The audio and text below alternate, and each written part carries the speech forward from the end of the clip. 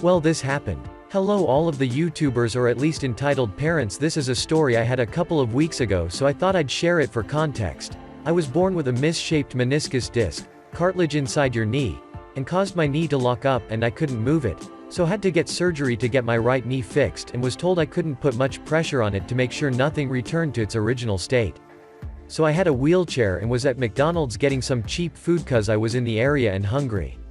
So this little kid came up to me not even saying a word and tried to pull me out of my wheelchair. I said stop, so he ran off, and I thought it was the end of it until cue entitled Dad. Ed came up with the child, who I'll call Billy, and the conversation went something like this. Ed, why won't you let my son play with your toys? Me. I don't have any toys. You might have the wrong person. Ed. I can see the toy. Give it to my son. Me. Sad face. I figured out he was talking about my wheelchair. Sorry sir, this isn't a toy. I can't walk. Ed. I don't see anything wrong with you, so why won't you let him have it? At this point he started raising his voice louder. Me. Again, I can't walk, and even if I could, I'm not going to give your son my stuff. The Ed got furious and the child steps in. Billy.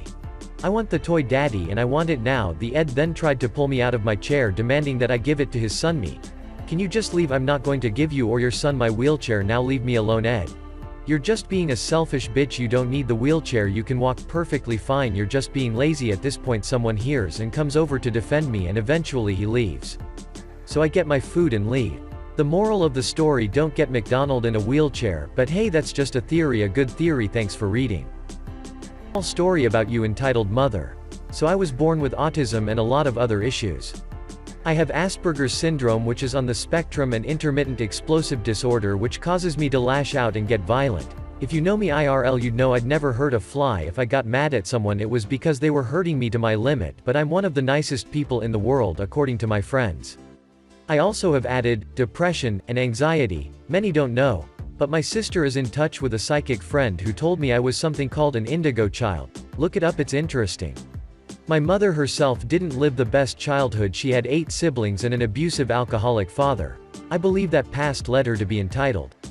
While I have many stories, I'm only telling one. When I was in 7th grade, one was very depressed with my entitled grandmother and my dad leaving my mom for a nasty reason. My mom wanted to take her anger out on me, so she took away all of my belongings and would throw stuff. We were staying at my aunt's at first because my grandmother sold our house while we were living in it, so we were homeless.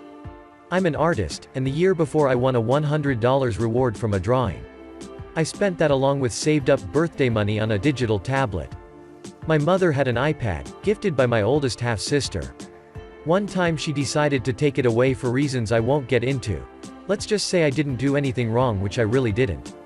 She kept my own tablet hidden so I wouldn't find it. She told me after taking her iPad away from me I can use it after 2 hours. 2 hours pass and I ask if I can use it. She said no, claiming she said I only can't from 12 to 2, which she never stated. I explained to her that's not what she said, and she snapped, grabbing her iPad that was gifted and snapped it over her knee and smacked me with it. She proceeded to buy herself a Kindle, and she spent the rest of the time making lies so people got mad. A year later we lived in an apartment. She remained to throw everything and not allowing me on my own Kindle without her watching. I only drew on it, so I kept using it anyway. One day she got really mad at me because of reasons I don't remember. I don't think I did anything wrong though. She stomped into my room and threw everything around and grabbed my stuffed animal, which I need for self-comforting as I can't sleep to this day without cuddling something, and she ripped its head off and threw it away. I was sobbing and proceeded to go for a walk to clear my mind. A couple noticed me and asked what's wrong. As I explained my situation, they called the police and they spoke to me and brought my mom to the station, where she fake sobbed, explaining I was mentally disabled and that I wanted to H***G myself, which isn't true. After a while she took me home and left me alone. Her tablet broke a week later, and decided the tablet that I spent my money on is hers, and she kept it without allowing me to use it. A month later she told me I was being sent somewhere nice. I was in the medical hospital waiting, confused about what was happening, but I heard my mother say she didn't want to take care of me anymore. Before I knew it I was injected with a shot and I was knocked out. Last I remember was being put in the back of a police car. I woke up in a strange room when I finally realized where I was. I was falsely put into the mental hospital. This isn't your normal hospital. The staff were horrible people who bullied kids daily. They strapped you down on a table just for crying. When you left you had to agree on unfair terms like no TV and no electronics, as well as no communication to the outside world, and you can't have your own medication on you. While I was there I was left in a small room by myself, a shower with no curtain and only rags for clothes. They experimented with different medicines on me and screamed when I messed up on things so small. They'd give me tranquilizers and yell at me for sleeping, saying if I fell asleep I'll have to stay there long. After 2 weeks I was released, my mother having a full-blown argument with me on the way home, threatening to throw me out and sending me back. Once I got back everyone was scared of me. Apparently, my cousin told everyone I was in a psychopathic facility and that I'm mentally insane. To this day I'm treated like a monster. I'm left out and treated differently. Oh, and by the way, when I was gone my mom broke my own Kindle and never paid for it. I'm hoping this story spreads awareness about the autistic community. No, we aren't any different and deserve to be treated like everyone else. We just struggle with things others don't struggle with as much.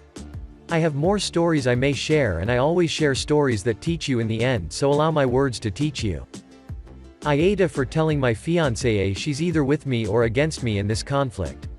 So my fiancé, F, 24, and I, M, 27, got engaged in May and are currently planning for our wedding in August. It's worth mentioning that I'm the sole earner because my fiancée is still in university. I've saved up a decent amount of money to afford the wedding. The thing is, her parents get involved in everything. From picking the engagement ring on my behalf to giving opinions on where we should rent, and now my FMIL is constantly giving opinions on our wedding. FMIL would follow up on everything we do and make negative comments on things like the best man, the guest list, and food.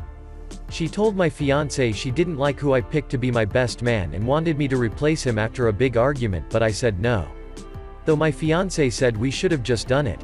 Mill also wanted me to uninvite the people I wanted at the wedding so she could add more guests to her side of the family. I said no to that also. Now the current or biggest conflict between us. Mill called saying she didn't like the venue we picked, which is in our hometown. She wanted me to reconsider, but I said no since my fiancé liked it too. But my fiancé came to me yesterday to show me a venue her mom picked and already paid for, saying since she paid for it then I should say yes this time. I was in shock and angry because not only did she not consult us, but the venue she picked is 3 towns away from where my Bill lives. I immediately thought about my disabled parents who cannot travel this distance for health reasons. Besides that, most of my family won't attend because of distance. I said absolutely not agreeing on this venue.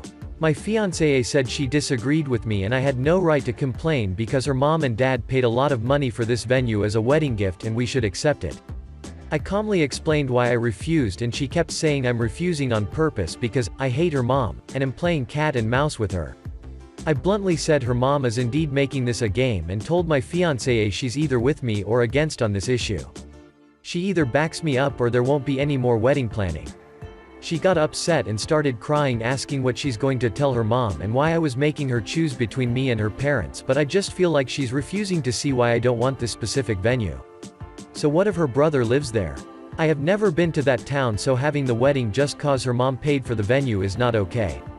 We haven't talked ever since that argument. My friend called me an ungrateful fool for turning away a free wedding venue over a distance, but I can't help but feel FMIL did it purposely.